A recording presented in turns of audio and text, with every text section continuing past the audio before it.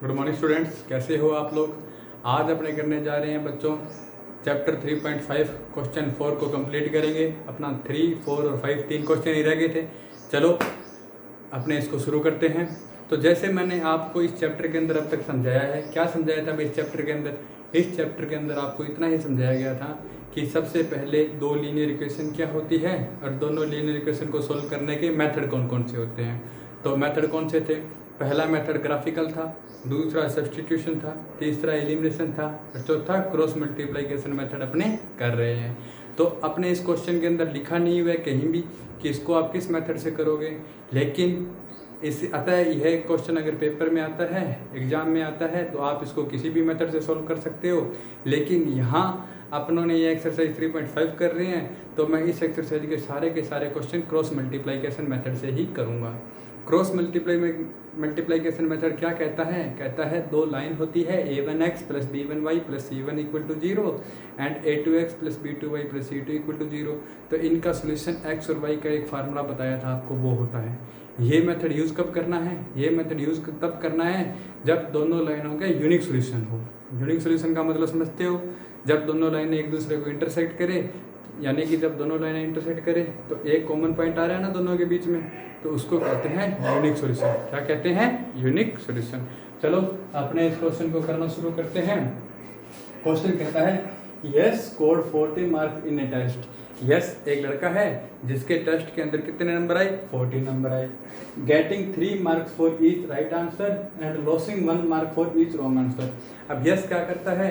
जितने सही आंसर देगा उसके तो उसको 3 नंबर मिलेंगे। अगर वो एक क्वेश्चन गलत दे देता है तो उसका 1 नंबर माइनस भी होगा, यानी नेगेटिव मार्किंग अप्लाई हो रही है यहाँ पे। कहने का मतलब है अगर मैं 10 क्वेश्चन तो सही अटैम्प्ट करूँ तो मेरे नंबर कितने हो गए? 30, और 2 गलत कर दूँ तो एक क्वेश्चन का 1 नंबर माइनस हुआ, तो 2 के कितने माइनस हो गए? 2। मेरे को मिलेंगे कितने? 28। इसको कहते हैं नेगेटिव मार्किंग। चलिए अपने पहले करते हैं इसका सोल्यूशन। सॉल्यूशन करने से पहले क्वेश्चन को एक बार पूरा पढ़ लें। आगे क्या कहता है? Had 4 marks been awarded for each correct answer. का यदि एक करेक्ट आंसर के 4 नंबर मिलते और and 2 marks been deducted for each incorrect, और कोई आंसर अगर आपका गलत है, इनकरेक्ट है, उसके 2 नंबर माइनस होते, तो यस को कितने नंबर मिलते हैं? 50 मार्क्स। तो यस को कितने मिलते हैं? 50 मार्क्स। आपको पूछा है how many question were there in test. Test के अंदर कितने क्वेश्चन थे, तो अपनों को नंबर ऑफ क्वेश्चन निकालने हैं ना। तो अपने सबसे पहले निकालते हैं, अपने कंसीडर कर लेते हैं कि जो क्वेश्चन उसने सही किए थे और जो क्वेश्चन उसने गलत किए थे उनको मान लेते हैं एक्स और y. Number of question correctly attempt, जो उसने एकदम करेक्ट किए थे वो मैंने मान लिए x। Number of question incorrectly attempt, जो गलत किए थे उसको मैंने मान लिया y। अब अकॉर्डिंग टू क्वेश्चन क्या कहता है? अकॉर्डिंग टू क्वेश्चन डायरेक्ट लिखता हूँ। First Yash scored equal to 40। देखो यस का स्कोर 40 कब आया था? जब उसको 3 नंबर मिले थे सही आंसर के। तो इसने सही आंसर कितने दिए हैं? x। एक आंसर सही देता है तो कितने नंबर मिलते हैं? 3। x आंसर सही देगा तो उसको कितने नंबर मिलेंगे? 3x। समझ गए? अगर कोई बच्चा एक क्वेश्चन सही करेगा तो 3 नंबर मिलेंगे, 2 क्वेश्चन सही करेगा तो 6 हो जाएंगे, 3 क्वेश्चन सही करेगा तो 9 हो जाएंगे, 4 क्वेश्चन सही करेगा तो 12 हो जाएंगे। इसने x क्वेश्चन सही किए हैं तो इसके नंबर कितने हो गए? 3x।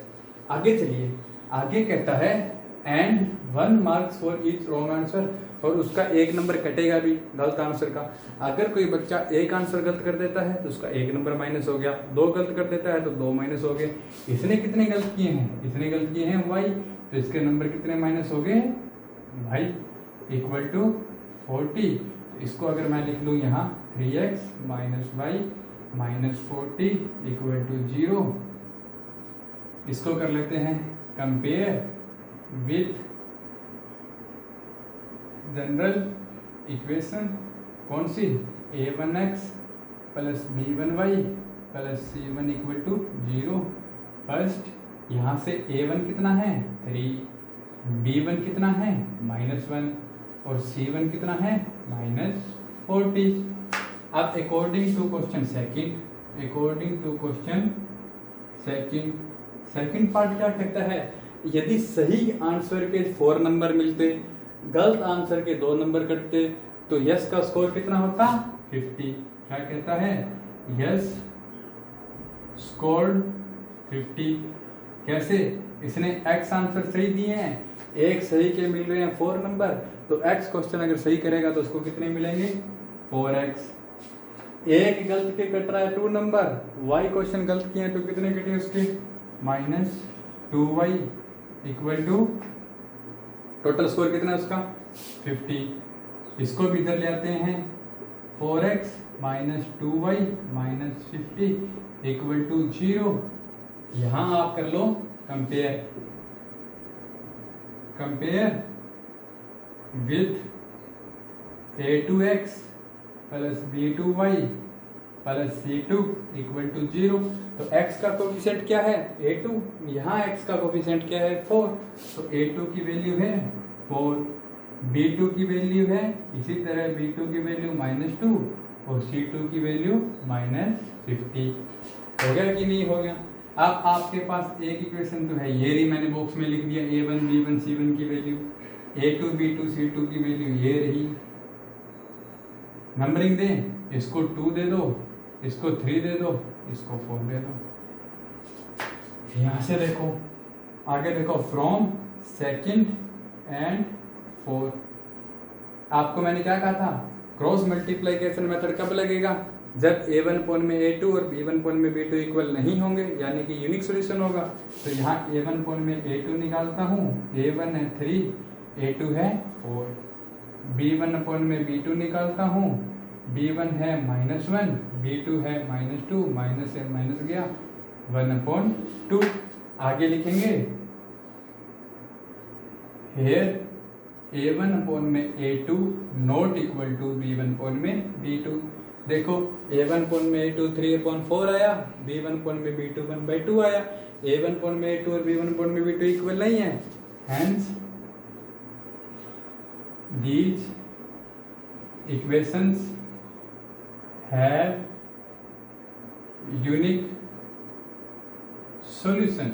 यूनिक सॉल्यूशन की कंडीशन यही तो होती है, ठीक है। अब आपको क्या करना है, अब आप यूज कर लो क्रॉस मल्टीप्लिकेशन मेथड।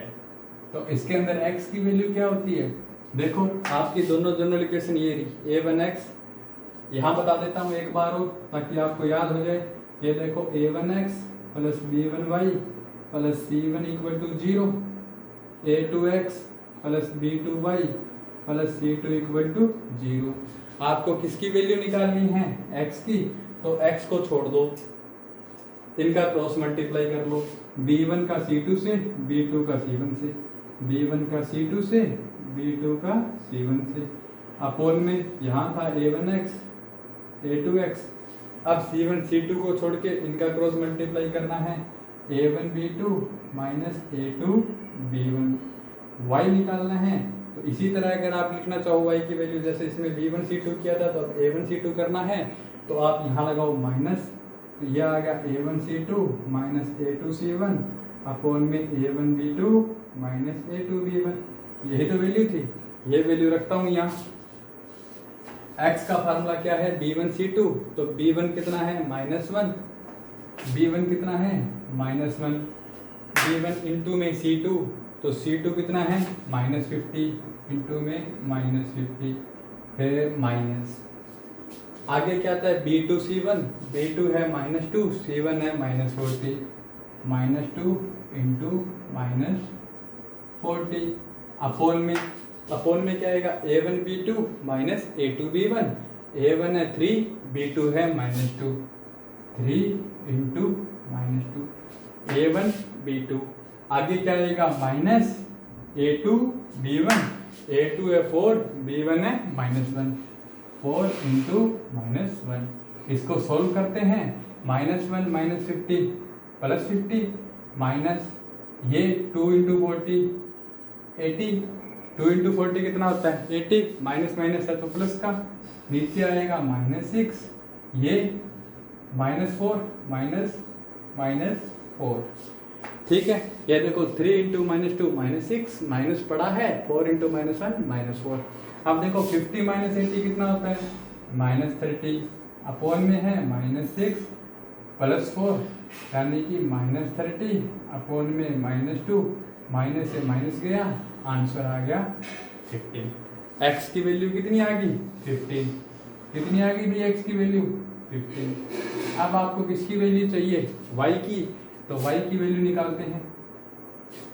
वाई की वैल्यू कितनी है, माइनस बाहर है तो ये पड़ा माइनस, यहाँ क्या आएगा a1 c2, तो a1 3 है, c2 -50 है, 3 इंटू -50, फिर माइनस a2 c1, a2 4 है, c1 -40 है, a2 4 है, c1 -40 है, अपॉन में तो इसको आपने सोल्व किया था, -6 + 4 -2 आया था, तो मैं डायरेक्ट लिख देता हूँ -2।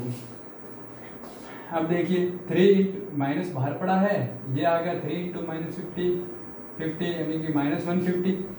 ठीक है, आगे पड़ा है माइनस माइनस प्लस 4 इंटू 40 यानी कि 160, अपॉन में -2, माइनस से माइनस गया, ये आएगा 10/2 यानी कि 5।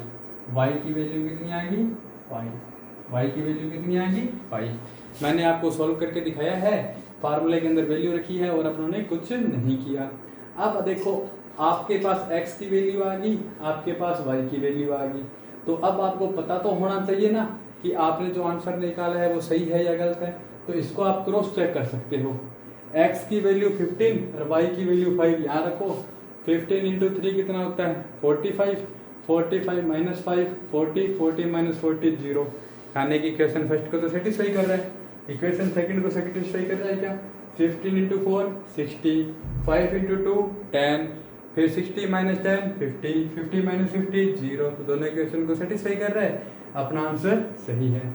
लेकिन अब आपसे ये नहीं पूछा कि उसने कितने क्वेश्चन का आंसर सही दिया है, कितने क्वेश्चन का आंसर गलत दिया है। आपसे पूछा है how many questions were there in the test. आपसे क्या पूछा है टेस्ट के अंदर, total question, total questions in the test. Test में कितने क्वेश्चन थे बच्चों टोटल, सही कितने दिए उसने x, गलत कितने दिए y, तो टोटल क्वेश्चन कितने थे x + y। इस क्वेश्चन में इसने ये तो नहीं कहा ना कि x सही दे दिए y गलत दे दिए और इतने छोड़ दिए, इसका मतलब इसने ये तो लिखा ही नहीं कि किसने इतने क्वेश्चन इसने अटैम्प्ट नहीं किए, मतलब जितने भी क्वेश्चन थे उसमें से इसने कुछ सही दे दिए कुछ गलत दे दिए, छोड़ा एक भी नहीं है। चलिए अब देखिए x की वैल्यू कितनी है 15, y की वैल्यू कितनी है 5, तो 15 5 कितना होता है 20, तो टोटल क्वेश्चन कितने थे बच्चों 20, कितने थे 20। अब देखो नेगेटिव मार्किंग का क्या फ़र्क पड़ता है, नेगेटिव मार्किंग का ये फ़र्क पड़ता है कि अगर ये बच्चा 5 क्वेश्चन गलत नहीं करता तो इसके पहले में 40 की जगह कितने मार्क्स आते हैं 15 इंटू 3 45, और दूसरे बार अगर 4 नंबर सही के मिलते तो कितने मार्क आते 15 इंटू 4 60। चलिए अब अपने आगे वाला क्वेश्चन करते हैं। देखिए बच्चों अगला क्वेश्चन आप लोगों के सामने है, ये क्वेश्चन जो है ये अकॉर्डिंग टू फिजिक्स है, लेकिन आप इसको रियल लाइफ के अंदर एक्सपीरियंस करते हैं, अनुभव करते हैं। ये देखिए places A and B are 100 kilometre apart on highway, यानी कि एक हाईवे है जिसके ऊपर A और B के बीच की दूरी कितनी है 100 किलोमीटर, यानी कि ये रहा एक हाईवे। ठीक है, यहाँ प्लेस है A, ये प्लेस है B, और इन दोनों के बीच की डिस्टेंस कितनी है 100 किलोमीटर, कितनी है 100 किलोमीटर। समझते रहना ध्यान से। One car start from A, another car start from B. एक कार कहाँ है, ये कार, ये कार है ए पे, ये कार है बी पे। ठीक है, एक कार तो ए से स्टार्ट होती है एंड अनदर फ्रॉम बी, और दूसरी बी से स्टार्ट होती है एट द सेम टाइम, एक ही टाइम पे। आगे कहता है if the car travels in the same direction, यदि दोनों कारें सेम डायरेक्शन में ट्रेवल कर रही है एट डिफरेंट स्पीड, अलग अलग स्पीड से, दे मीट इन 5 आवर, तो वो 5 घंटे में मिलती है। अब देखो इस क्वेश्चन ने ये नहीं कहा है कि दोनों कारें किस दिशा में, किस डायरेक्शन के अंदर जा रही है। ये इस डायरेक्शन में भी जा सकती है दोनों कारें, ये दोनों कारें इस डायरेक्शन में भी जा सकती है। तो अपने पास कोई स्पेशल केस तो है नहीं कि अपने को किस में भेजना है। अपने मान लेते हैं कि इन सेम डायरेक्शन, इसने क्या कहा था, car travel in the same direction. इस वर्ड को देखो, इस वर्ड को देखो आप, सेम डायरेक्शन, सेम डायरेक्शन में जा रही है, यानी कि ये कार भी इधर जा रही है, ये कार भी इधर जा रही है, दोनों की डायरेक्शन सेम है कि नहीं है, ठीक है। फिर कहते हैं दे मीट इन 5 आवर्स, कितने घंटे में मिलती है वो, 5 घंटे में मिलती है, 5 घंटे में मिलती है। तो मैं मान लेता हूँ let speed of car A is, इसकी स्पीड मान ली u, let speed of car B is v, इसकी स्पीड तो मान ली u, इसकी स्पीड मान ली v। अब एक बात सोचो, ये कार A है, ये B के पीछे है ना, ये पीछे से चल रही है और 5 घंटे बाद, जैसे यही हाईवे है, ये हाईवे है, 5 घंटे बाद B यहाँ पहुंची, कितने टाइम बाद पहुंची, आफ्टर 5 आवर, तो 5 घंटे बाद A भी यहाँ पहुंच चुकी है, पहुंच गई कि नहीं पहुंच गई। ये क्या कह रहा था, ये कह रहा है कि कार A की डायरेक्शन में A की डायरेक्शन में जा रही है, यानी कि B भी अगर इधर जा रही है तो A भी इधर जा रही है। अब ये क्या कहता है, ये 5 घंटे में पकड़ लेती है, कहने का मतलब है B तो 5 घंटे में यहाँ से यहाँ आई और A 5 घंटे में यहाँ से यहाँ आई, तभी पकड़ पाई है, ठीक है। अब एक चीज़ सोचो ध्यान से, किसकी स्पीड ज़्यादा है, V की ज़्यादा है कि U की ज़्यादा है। आप रोड पे जा रहे हो, आपके आगे एक बाइक जा रही है, आप कार में बैठे हो, आपको उसको ओवरटेक करना है, तो आपकी स्पीड उस बाइक की स्पीड से ज़्यादा होगी तभी तो ओवरटेक करोगे ना। सोचने वाली बात है। देखो मैं जा रहा हूँ, मेरे आगे एक बाइक है, मुझे उस बाइक को ओवरटेक करना है, बाइक की स्पीड है v, क्या है v, मेरी स्पीड है u, मैं उसको ओवरटेक कब करूँगा, तभी तो कर पाऊँगा जब मेरी स्पीड उससे ज़्यादा होगी। अगर मेरी स्पीड उससे कम है तो ओवरटेक कर ही नहीं पाऊंगा, यानी कि ये कह रहा है कि A की स्पीड B से ज़्यादा है, ठीक है। अब देखिए अपने इसको सोल्व करते हैं, क्या करते हैं, सोल्व करते हैं। अब देखो जब फिजिक्स का एक रूल होता है, वेलोसिटी होती है ना, अगर 2 गाड़ियाँ एक ही डायरेक्शन में जा रही है तो उनकी रिलेटिव वेलोसिटी एक दूसरे के माइनस हो जाएगी। अगर 2 गाड़ियाँ अपोजिट डायरेक्शन में आ रही है तो उनकी स्पीड ऐड हो जाती है। अब आप पूछोगे क्यों, अब सोच के देखो, ये कार A यहाँ से वहाँ जा रही है, B यहाँ से वहाँ जा रही है, और इनको ओवरटेक करने में 5 घंटे लग गए। आगे वाला केस क्या कहता है, they travel toward each other, वे एक दूसरे की ओर आ रही है, किसकी आ रही है, एक दूसरे की ओर आ रही है। तो अगर एक दूसरे की ओर आ रही है तो 1 घंटे में पहुंच गई, यानी जब दोनों गाड़ियां एक दूसरे के आमने सामने आएगी तो उनकी स्पीड ऐड होती है, और अपोजिट डायरेक्शन में जाएगी या एक ही डायरेक्शन में जाएगी तो उनकी स्पीड क्या होती है, माइनस होती है। ये तो क्या है, सेम डायरेक्शन। सॉल्यूशन आपको समझने के लिए स्पीड u और v में मैंने इसलिए लिखी है क्योंकि जब फिजिक्स करते हैं तो स्पीड को अपने u से रिप्रेजेंट करते हैं, लेकिन अपने यहाँ मैथ कर रहे हैं तो मैं इनकी स्पीड को u और v से, v की जगह x और y से रिप्रेजेंट कर देता हूँ, x और y से। क्यों, ताकि अपने फार्मूले भी उसी के अकॉर्डिंग है, x y। According to question first क्या कहता है, जब सेम डायरेक्शन में हो, सेम डायरेक्शन में हो। अब देखो सेम डायरेक्शन के अंदर है और ये एक दूसरे को क्या कर रही है, कवर अप कर रही है, यहाँ से चल के उसको पकड़ रही। और आप लोगों को फार्मूला पता ही होता है, फार्मूला क्या होता है, फार्मूला होता है distance equal to speed into time, ठीक है। अब देखिए डिस्टेंस कितनी है ए और बी के बीच में, 100, कितनी है 100, स्पीड कितनी होगी इनकी, इसकी x है इसकी y है, एक ही डायरेक्शन में जा रहे हैं तो x ग्रेटर देन y लिख दिया मैंने, इनकी स्पीड को माइनस कर देता हूँ x माइनस y। आज कितने टाइम में पकड़ रहा है, 5 आवर में, तो ये आ गया 5 मल्टीप्लाई में है ना, ये यहाँ आके डिवाइड में हो जाएगा, डिवाइड में हो जाएगा तो ये आ गया 20 equal to x minus y. और इसको सही तरीके से लिखे 20 उधर ले जाऊँ तो 0 equal to x minus y minus 20, या इधर से लिख सकता हूँ इसको x minus y minus 20 equal to 0। ये एक ही चीज़ है, left hand side right hand side change कर दी। कैसे किया, डिस्टेंस होती है स्पीड इनटू टाइम, लिख दिया। अब इसको कर लेते हैं कंपेयर, सेम काम है अपना, compare with a1x plus b1y plus c1 equal to 0।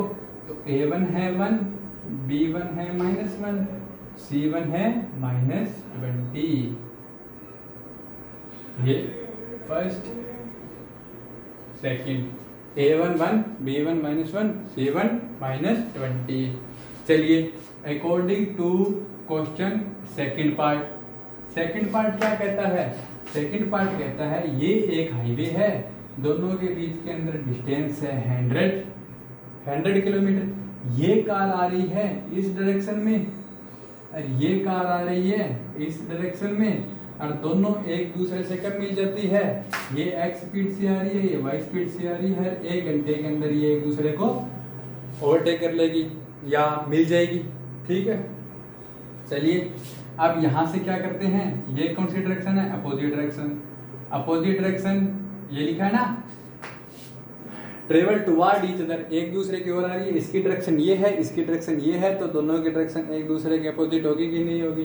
तो अब क्या फार्मूला होता है, वही फार्मूला है, अब की बार डायरेक्ट ये लिख देते हैं, आपको समझ में तो आई क्या formula, speed into time equal to distance.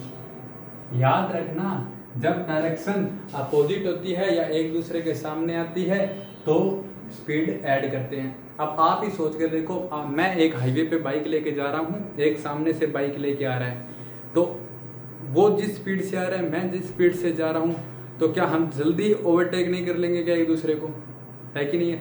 अगर एक ही डायरेक्शन में जाते, वो आगे भाग रहा है मैं इसके पीछे भाग रहा हूँ, पकड़ने में देर लगेगी, वो भी इधर आ रहा है मैं भी इधर जा रहा हूँ, एक दूसरे के जल्दी पकड़ लेंगे। समझ रहे हो, ये रियल लाइफ के एग्जाम्पल होते हैं। ठीक है, स्पीड क्या है, इस केस के अंदर स्पीड इनकी ऐड हो जाती है तो x प्लस वाई, और टाइम भी कम लगेगा इस केस के अंदर, 1 घंटा ही लग रहा है, इनटू डिस्टेंस भी 100 है, तो यहाँ से आ जाएगा x plus Y minus 100 equal to 0। और इसको भी कंपेयर कर लो, compare with a2x plus b2y plus c2 equal to 0। तो a2 की वैल्यू 1 है, b2 की वैल्यू भी 1 है, c2 की वैल्यू -100 है। अब यहां से देखो a1 अपॉन में a2 1 है, b1 अपॉन में b2 -1 है, तो ये 4 नंबर यहां लिखते हैं, from second and 4 a1 upon में a2 इक्वल टू 1/1 और b1 अपॉन में b2, b1 है -1 b2 है +1, तो -1 +1 यानी कि -1। a1 अपॉन में a2 not equal to b1 upon में b2, इसका मतलब कैसा सॉल्यूशन है इनका, यूनिक सॉल्यूशन। जब यूनिक सॉल्यूशन होता है तो क्रॉस मल्टीप्लिकेशन मेथड अप्लाई कर सकते हैं। यहाँ लिख रहा हूँ क्रॉस मल्टीप्लिकेशन मेथड। क्या कहता है क्रॉस मल्टीप्लिकेशन मेथड, ये कहता है x की वैल्यू क्या होगी, x की वैल्यू होगी, x को छोड़ दो y वाले कोफिशिएंट ले लो, b1 c2 minus b2 c1, a1 b2 minus a2 b1, और y की वैल्यू क्या होगी माइनस, y को छोड़ना है x वाले कोफिशिएंट लेना है, a1 c2 a2 c1 a1 b2 minus a2 b1।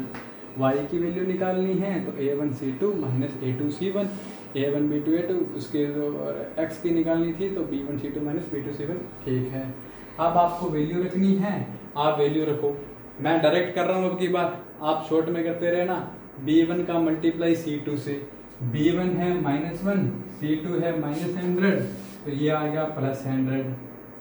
ये देखो -1 का मल्टीप्लाई -100 से किया तो +100, माइनस पड़ा है माइनस। B2 का मल्टीप्लाई करना है C1 से, तो 1 का -20 से, तो ये आया है -20 अपॉन में A1 का करना है B2 से, तो 1 × 1 1, ठीक है। फिर -1 का करना है इस -1 से, A2 का B1 से, तो -1, ये हो गया 100 + 20 अपॉन में 2, 120 अपॉन में 2, यानी 60 km/h। क्या स्पीड आ गई इसकी? x की वैल्यू निकल गई, y की वैल्यू देख लेते हैं। y की वैल्यू क्या आएगी? यहाँ माइनस आएगा, A1 C2, A1 है 1, C2 है -100, तो ये आ गया -100, यहाँ माइनस है। A2 C1, A2 है 1, C1 है -20, तो ये आ गया 1 और -20 तो -20 अपॉन के अंदर क्या आएगा 1 -1, डिनोमिनेटर तो दोनों का सेम ही है, ये -100 है, ये माइनस +20, ये हो गया माइनस बाहर है, -100 + 20 अपॉन में 2, ये आएगा -80 +80 अपॉन में 2, यानी कि 40 km/h। इसको सोल्व करके देख लेना। मैंने आपको क्या कहा था? मैंने कहा था अब देखो x की वैल्यू कितनी आ गई 60, y की वैल्यू कितनी आ गई 40।